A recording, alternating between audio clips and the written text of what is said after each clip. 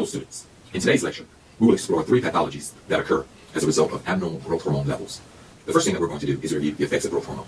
If you can remember, growth hormone is formed by the anterior pituitary gland. Let's indicate that here. So the growth hormone is produced by the anterior pituitary, and this growth hormone leads to muscle and bone growth. We've already drawn those figures from the previous lecture, so I'm just going to place them here.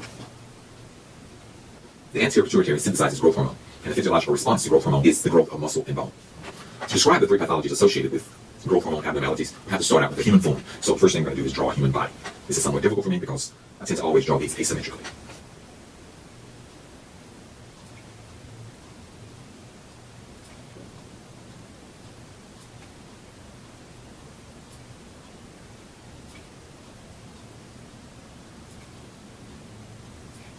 We're going to start out with the child, and we're going to show what happens when we have normal levels of growth hormone, excessive levels of growth hormone, and deficient levels of growth hormone.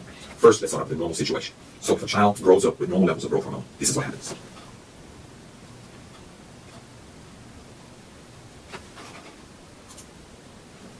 And so with normal levels of growth hormone, the child becomes a normal-sized adult.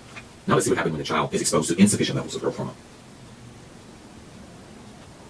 When the child is exposed to insufficient levels of growth hormone, the adult becomes smaller. And that's shown here. So here we have a smaller adult. Now let's look and see what happens when the child is exposed to excess levels of growth hormone. So when the child is exposed to excess growth hormone, the child becomes a very large adult. And when the child is exposed to insufficient amounts of growth hormone, the child becomes a small adult.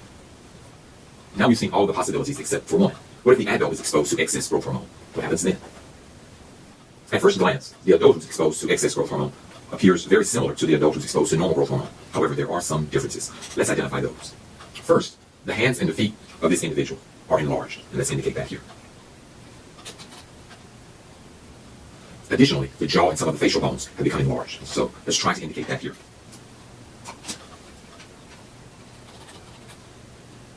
As I mentioned, these individuals will exhibit large hands, large feet, and a large jaw. This is because the growth hormone is still stimulating the growth of these bones and these muscles. And so now that we've indicated all of the features, let's identify these conditions. The first one here, where there's an insufficient level of growth hormone, this condition is known as pituitary dwarfism. The second condition, where there's excess growth hormone, this pathology is known as gigantism. And our last condition, where the adult is exposed to excess growth hormone, this pathology is known as acromegaly. And these are our 3 pathologies associated with abnormal levels of growth hormone. Let's review these. So here, if we start out with a child, if a child is exposed to insufficient levels of growth hormone, when that child becomes an adult, that child is going to be a small adult. And so this condition is known as pituitary dwarfism. And that one is shown here. When a child is exposed to excess growth hormone, that child is going to grow into a very large adult. And this condition is known as gigantism. If the adult is exposed to excess growth hormone, that adult doesn't grow any larger, that adult doesn't grow taller or bigger, but some of the bones in the body grow larger, like the jaw and the hands. And this condition is known as acromegaly. And so this concludes all of our pathologies associated with abnormal growth hormone levels. And this concludes this lecture. Hope that you've learned a lot.